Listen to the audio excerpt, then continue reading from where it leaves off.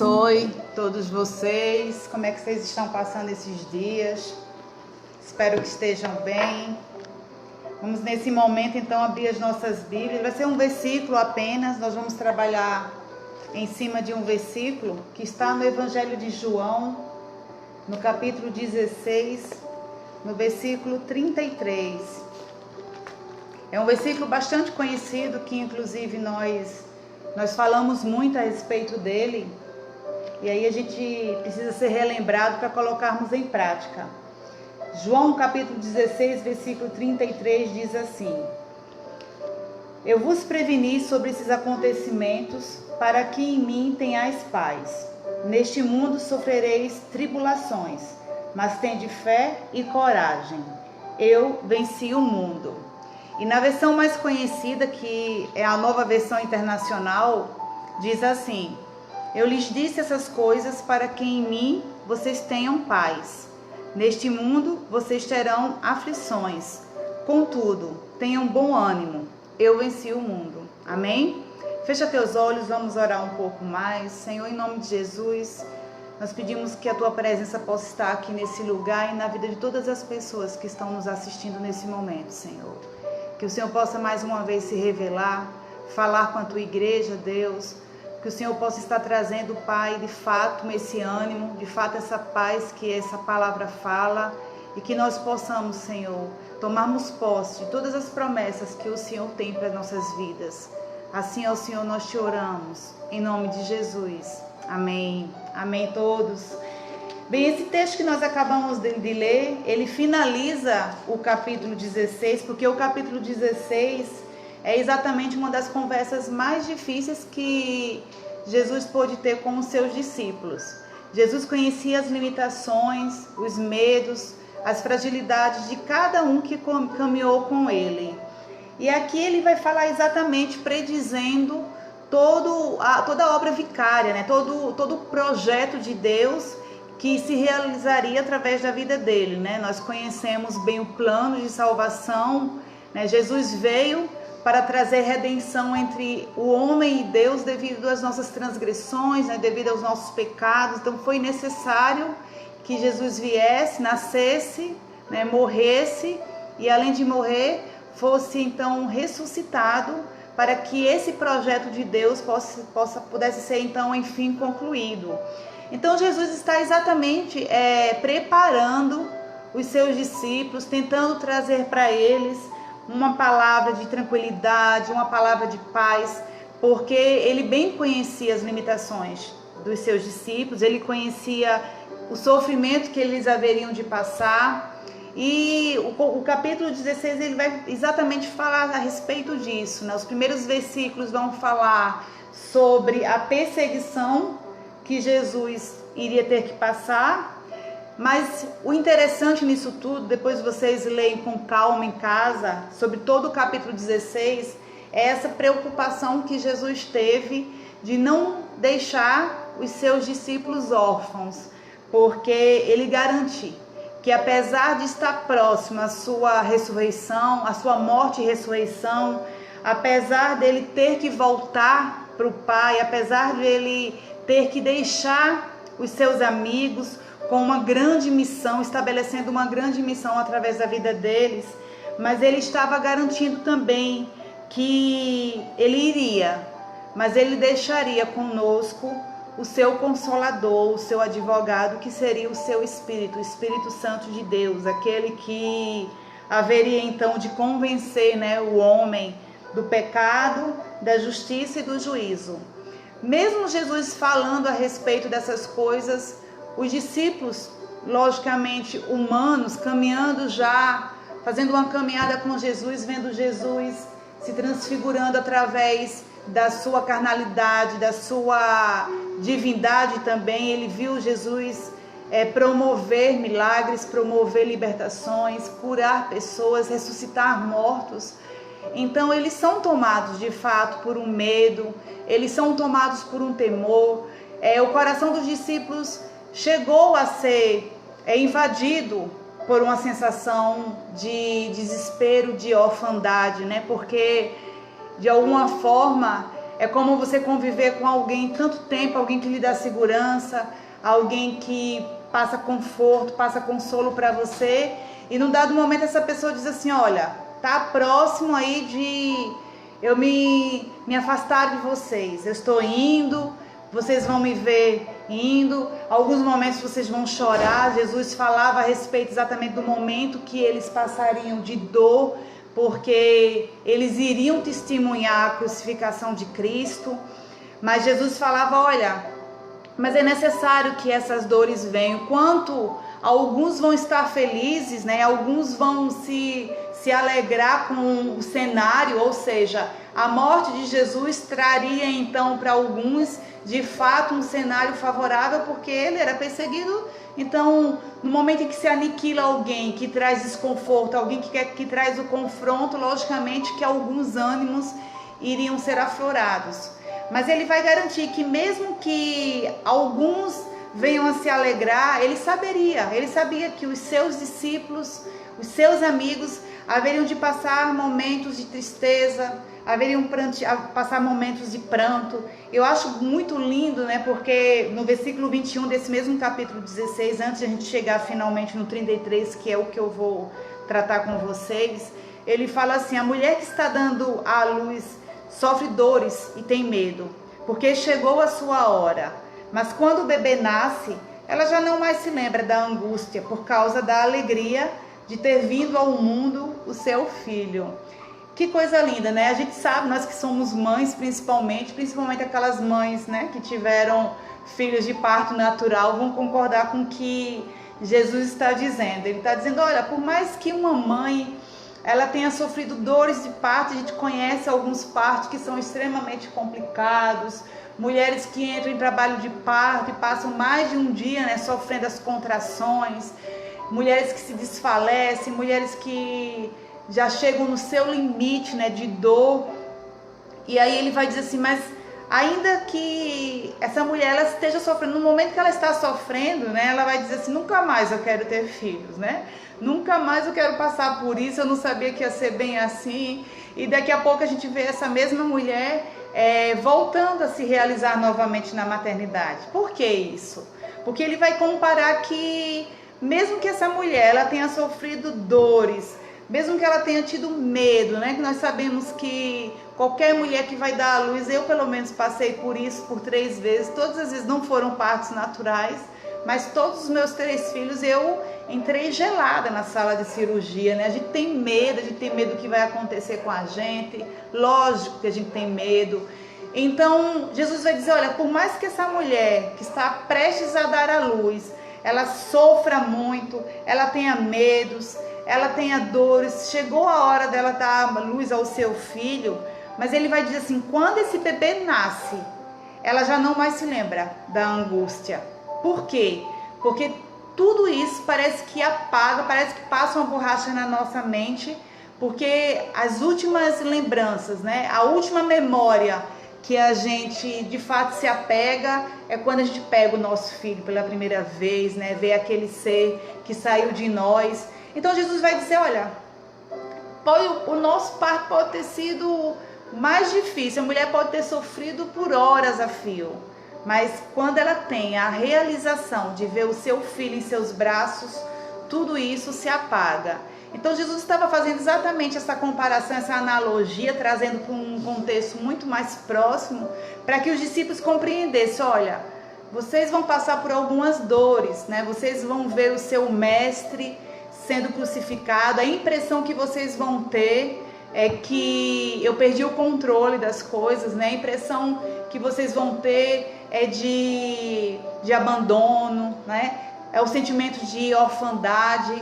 E aí ele vai dizer, mas a tristeza de vocês vai ser por um tempo, depois vocês voltarão a me ver, ele já predizendo, né, sobre a sua ressurreição, mas vai ser necessário que depois de um outro tempo, ou seja, aqueles dias em que ele passou, depois que ele ressuscita, aqueles 40 dias que ele passou sem aproximação com seus discípulos, para finalmente ele ser assunto ao céu, aí ele vai dizer, mas essa parte dela é necessária, mas eu lhes garanto, eu lhes asseguro que vocês não ficarão sozinhos, porque eu vou, é necessário que eu vá, para que se cumpra a chegada agora do Consolador. Ou seja, existia uma condição.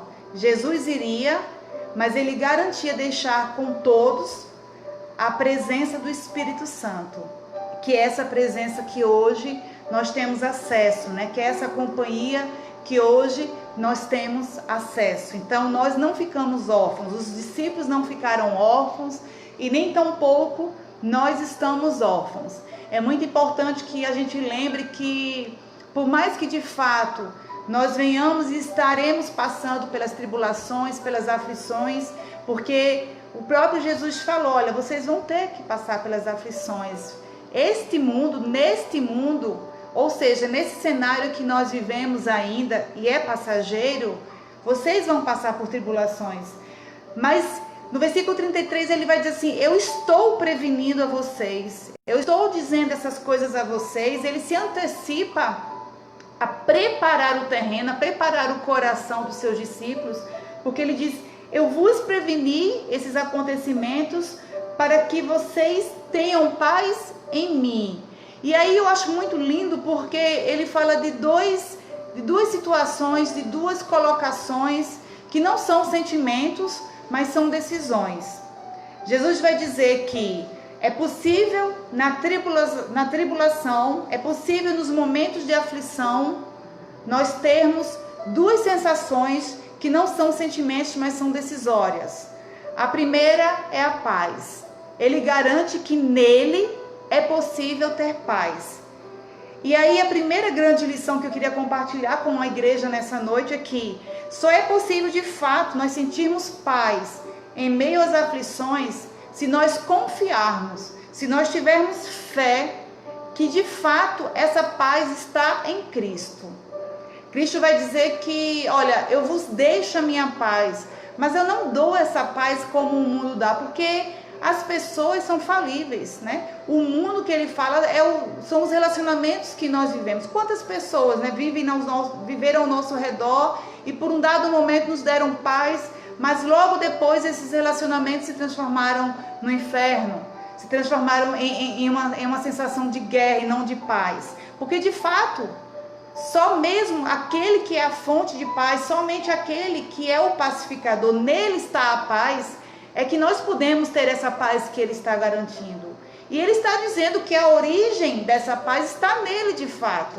Ele fala, eu estou prevenindo vocês, eu estou preparando vocês para que em mim vocês tenham a paz. Eu sou a fonte dessa paz. Jesus em modo algum tentou ludibriar e nem tampouco enganar e mascarar os próximos dias, os dias vindouros que os discípulos teriam.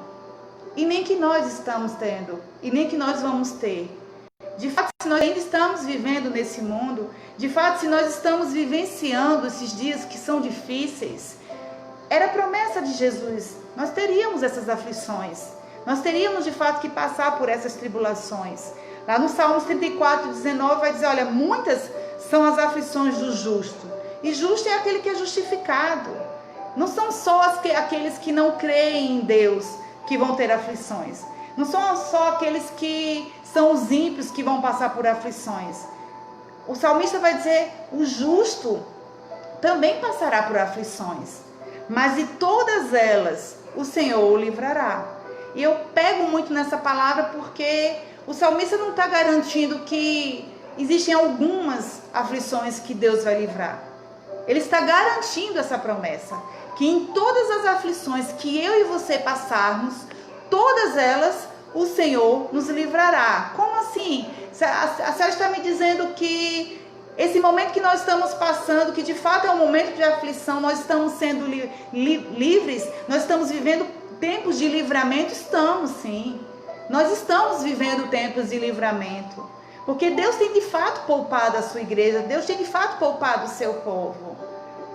Eu me lembro de um homem que, como nós vamos responder em meio às aflições? Eu acho que tudo isso, Jesus já preparava o coração, o nosso coração, a nossa mente, a nossa alma, para que nós trouxéssemos à memória essa verdade. Como é que nós vamos reagir no momento das aflições? Porque nós só temos duas alternativas, nós só temos duas escolhas para lidar com as aflições. A primeira escolha é: ou nós de fato exercemos a nossa fé e confiamos nessa palavra, nessa promessa de que nele nós vamos ter paz, que através dele nós vamos ter paz, ou nós vamos nos colocar como derrotados, desamparados. Ou nós ficamos em paz, ou nós estabelecemos essa paz em nós através dele, ou nós nos entregamos. E muitos homens e mulheres da Bíblia precisaram exercer essa paz em Deus. Muitos foram testados, provados e aprovados. E isso é para que nós também sejamos aprovados. Porque toda aprovação ela vai gerar em nós alguma experiência. E essa experiência ela precisa ser de fortalecimento, ela precisa ser de fé, ela precisa ser de realização na essência de quem nós somos. Se nós somos esses justos, justificados, e o Senhor está dizendo que Ele nos livrará de todas as aflições, Ele nos livrará de todas as aflições. Lembra de Abraão? Abraão foi provado pelo Senhor. Deus amava Abraão. Abraão amava Deus. Mas não era por isso que Deus não desejava testar, provar o coração de Abraão. E o mais bonito nisso tudo é como Abraão ele reagiu. Eu vejo dois momentos onde, se nós pudéssemos resumir a fé de Abraão, se nós pudéssemos ver a resposta de Abraão em meio à aflição, foram dois momentos totalmente cruciais e difíceis. Porque nós, como pais e mães, nós não podemos conceber a ideia de entregarmos o nosso filho, não apenas entregarmos, mas sacrificarmos o nosso próprio filho. E Deus chega para Abraão lá em Gênesis 22 e fala: olha, eu preciso agora que você pegue o seu único filho, mesmo ele tendo já Ismael, mas Deus trata Isaac como o único filho, aquele a quem amas. Ou seja, o que Deus estava pedindo era um sacrifício muito além, totalmente sobrenatural e fora da razão. E ele fala: olha, eu quero exatamente aquele que tu amas, aquele filho a quem tu amas. Eu quero provar a tua fé, eu quero provar o teu amor. E nós não vamos ver Abraão titubear, nós não vamos ver Abraão tentando de alguma forma negociar a sua fé em Deus, e nem tampouco questionando para Deus por que Deus estava fazendo isso, né? Talvez esse tempo todo que nós estamos vivendo, nós temos sacrificado tantas outras coisas que nós podemos considerar o nosso Isaac, mas nós não estamos aqui para questionar a Deus. Nós precisamos de fato ter a boa resposta, a resposta certa para Deus. E Abraão então ele decide obedecer a Deus por amor a Deus. Ele amava Isaac sim, mas entre Abraão pai e Abraão filho, ele optou por ser o Abraão filho de Deus. Vocês estão entendendo isso? Abraão era pai de Isaac, mas antes dele ser o pai de Isaac, ele era o filho amado de Deus e obediente. Então Abraão acorda de manhã, prepara todas a lenha, tudo que vai ser necessário para o sacrifício do seu próprio filho. Chama seus 2 servos, e essa caminhada que ele faz junto com Isaac não era uma caminhada curta. Foram 3 dias de caminhada. Imagina como estava o coração e a cabeça de Abraão, caminhando 3 dias, porque Deus havia delimitado o local do sacrifício, e o que passava na cabeça dele.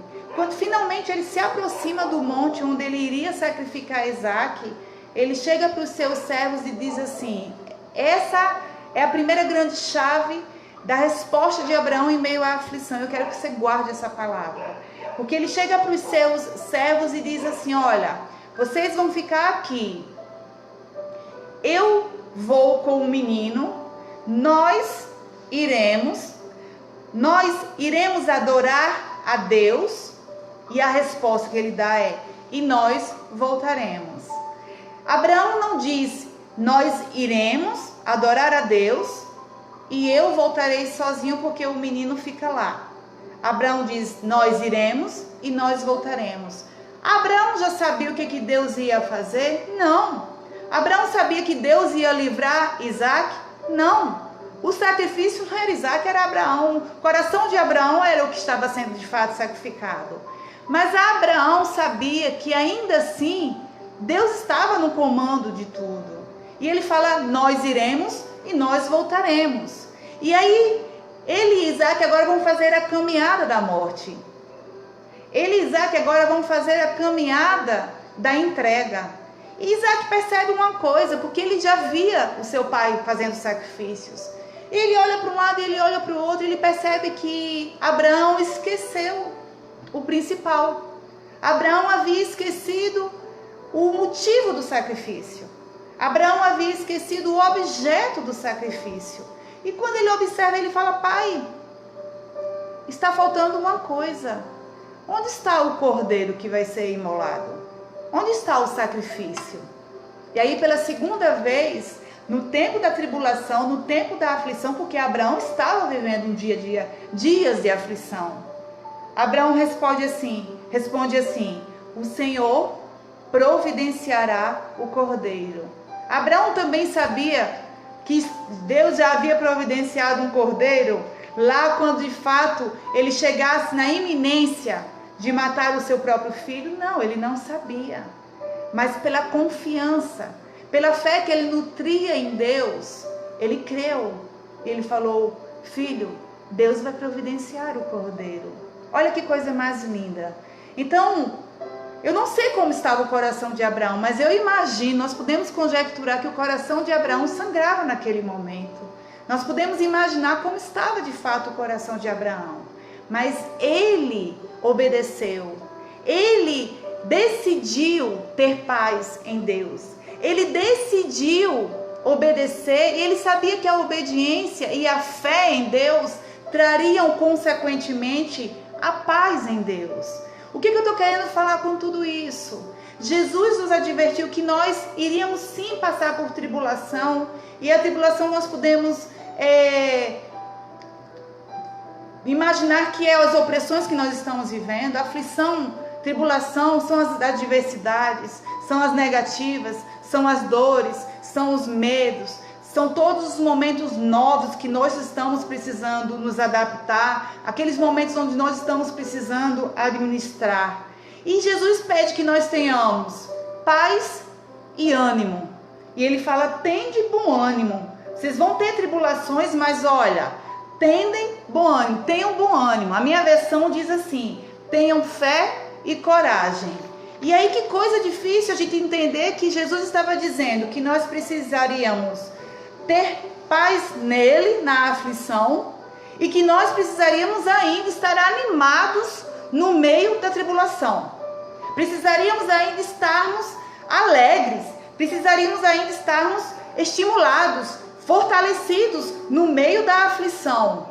Por que isso era possível? Por que Jesus estava já advertindo a todos nós, igreja dele, que nós iríamos passar por tribulação, que nós estamos vivendo num mundo de aflição, sim, que nós vamos ter que passar pela tribulação, pela aflição, mas ele nos assegura que nós precisamos ter paz, ele nos orienta que precisamos ter paz e bom ânimo. Sabe por quê? Porque o fechamento disso tudo está exatamente na resposta final de Jesus. Ele fala: vocês terão bom ânimo, vocês terão paz, vocês terão fé e coragem, porque eu já venci isso por vocês. Porque eu já ultrapassei as fronteiras dos limites por vocês.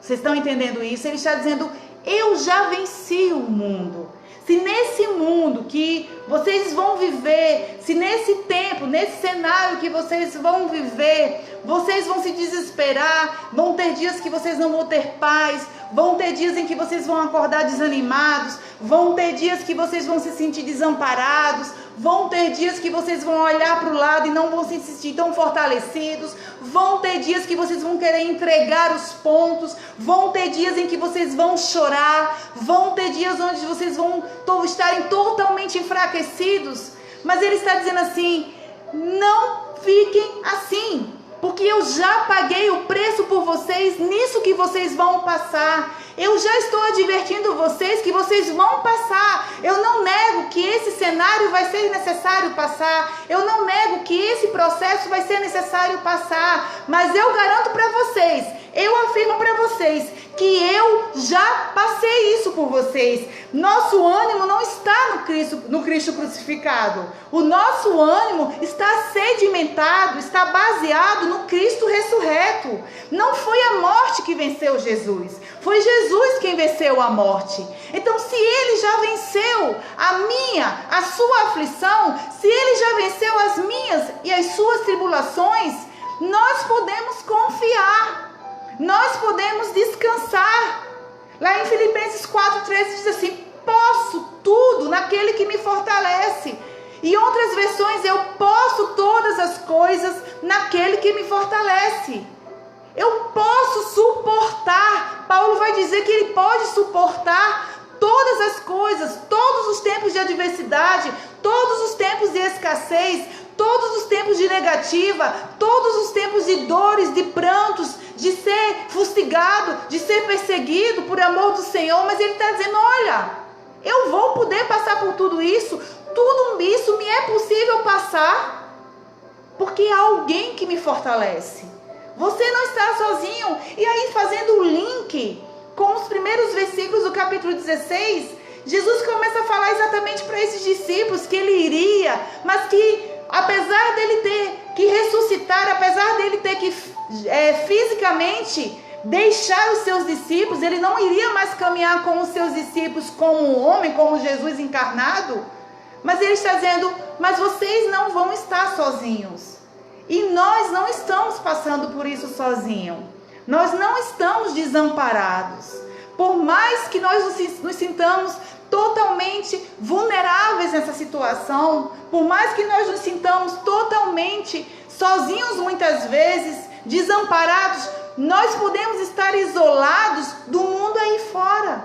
O isolamento ele é social, mas ele não é espiritual, porque Jesus garantiu que ele iria, mas ele deixaria conosco o Consolador, aquele que estaria conosco e que está dentro de todo aquele que já aceitou Jesus, para todo aquele que já recebeu o sacrifício de Jesus, porque agora nós somos o templo desse Espírito Santo. Então eu e você, por mais que todos nos abandonem, por mais que todos nos virem as costas, nós temos o Espírito Santo de Deus conosco. O Deus Emanuel está conosco. O Jesus está conosco através do Espírito Santo. Então o Senhor em todos os momentos se preocupou, porque Ele sabia das nossas limitações. Deus conhece as nossas limitações. Deus sabe até onde nós podemos ir. Mas, igreja, não há uma forma de nós passarmos pela tribulação se nós não confiarmos em Jesus. Porque se Ele se mostrou totalmente vitorioso sobre a morte, sobre as enfermidades, sobre as opressões e sobre as tentações, foi para mostrar que eu e você, nele, nós podemos todas as coisas. Nele, nós podemos ter paz. No mundo, tereis aflições, mas em mim, vocês poderão ter bom ânimo. Em mim, vocês poderão ter paz, porque Ele é a fonte de paz. Ele é a fonte de alegria. Ele é a fonte de amor. Ele é a fonte das realizações. Então, quando nós tomamos essa verdade e deixamos que esse versículo tão conhecido em nosso meio, esse versículo tão experimentado por quem já é de Deus, é o momento onde nós vamos precisar relembrar, reviver, novamente ruminar que tem sido tempos difíceis, tem sim. Tem sido tempos de aflições, de tribulações, sim. Mas nós vamos passar por tudo isso, porque teve alguém que já venceu isso por nós. Teve alguém que passou por aflições ainda maiores. E por mais que nós não entendamos por que nós estamos passando, existem em nós situações das quais nós escolhemos e nós vamos passar. Mas Jesus escolheu por amor. Amém, igreja? Então, nessa noite, recebe essa palavra da parte de Deus. Dorme em paz. Essa paz que excede todo o entendimento, que fala lá em Filipenses, né? E a paz que excede todo o entendimento guardará os vossos corações e as vossas mentes. Deixe essa verdade penetrar na sua mente, penetrar no seu coração, para que vocês possam viver essa paz. Deus abençoe a igreja do Senhor, no nome de Jesus. Amém.